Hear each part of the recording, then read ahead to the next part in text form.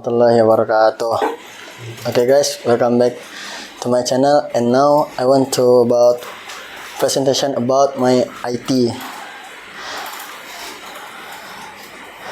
and what I choose. My major is computer and network engineering, or TKG. Networking, in simple terms, we build and manage the digital highway that connect the world. We ensure that data travels from point A to point B efficiently, securely, and without interruption. TKG is a vocational field of study focused on the assembly, installation, and maintenance of computer hardware, software, and networking systems. And in the rest of my material, I want to presentation about routing. In network, there is two types of routing: static routing and dynamic routing.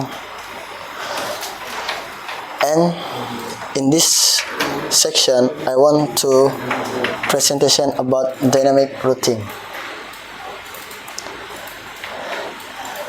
I will just discuss about three protocol.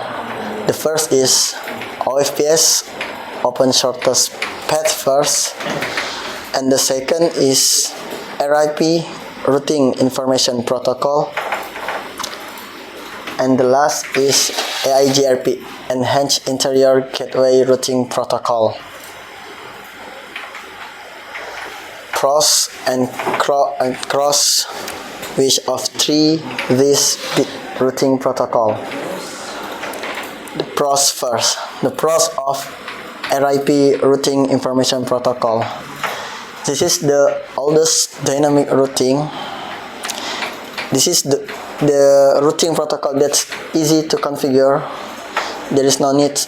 If OSPF, you need to configure the area, and if it in AIGRP, you need to configure AS and the other.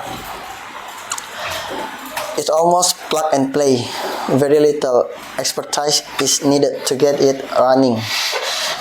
Low resource usage. It doesn't require much CPU or RAM from the router because it doesn't build complex maps of the network. Vendor neutral. Works on every router brand in existence. So RIP,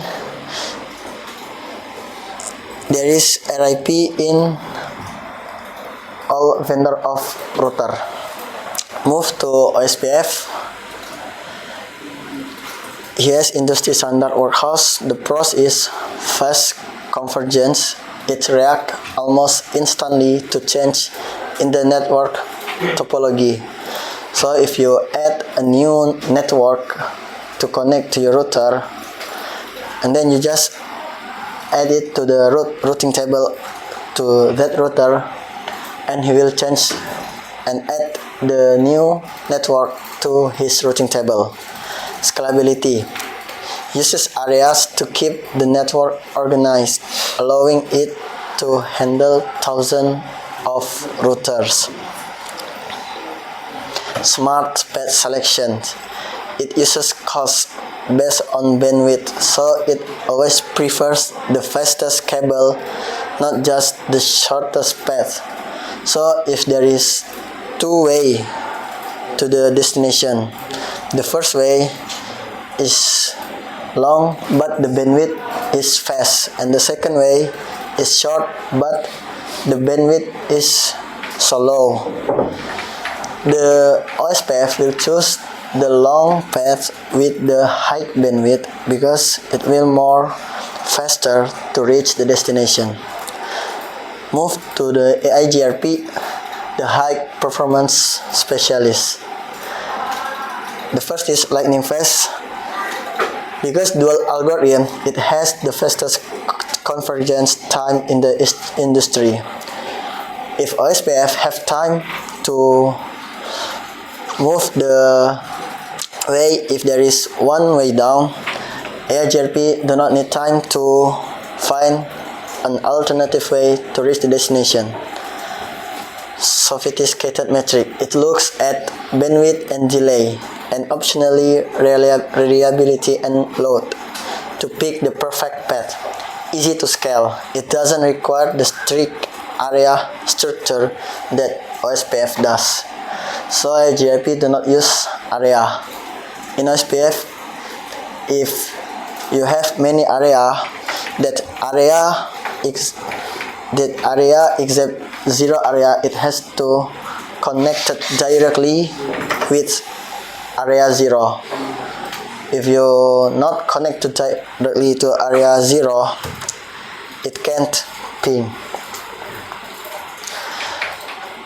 Unequal cost load balancing. The only protocol that can send traffic across two different paths with different speeds at the same time.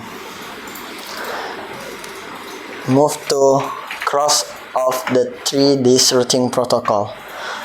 RIP. The 15 hop limit. If your network has more than 15 routers in a row, the 16th one is unreachable. This makes it useless for large network. So RIP for the small network, or in simply like in here, if there is to reach the destinations, there is 16 router, the packet can't be reached the destination. Slow convergence. When a link goes down, RIP takes a long time, up to minutes, to realize it and find a new path. Bandwidth waste. It sends its entire routing table every 30 seconds, which creates poor metric. It only counts hops. It might choose 1 Mbps link with 1 hop over a 10 Gbps link with 2 hops. Move the cross of OSPF.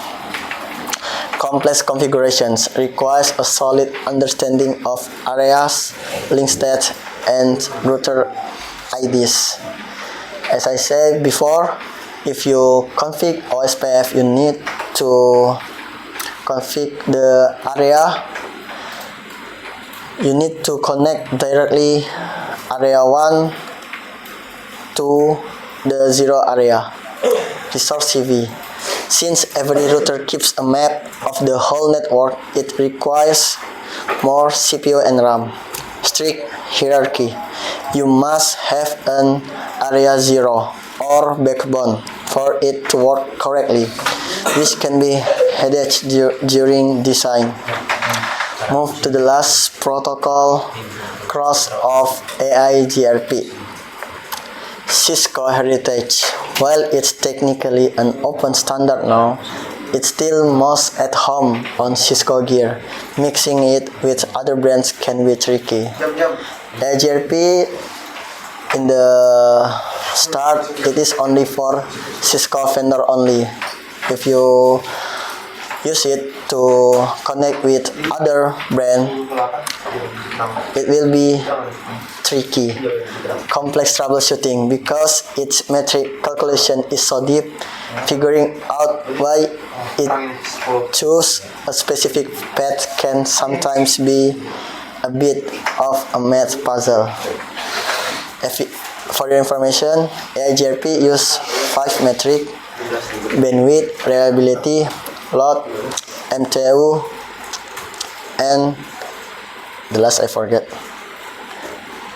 Next, and thanks for watching this video. Wassalamualaikum warahmatullahi wabarakatuh.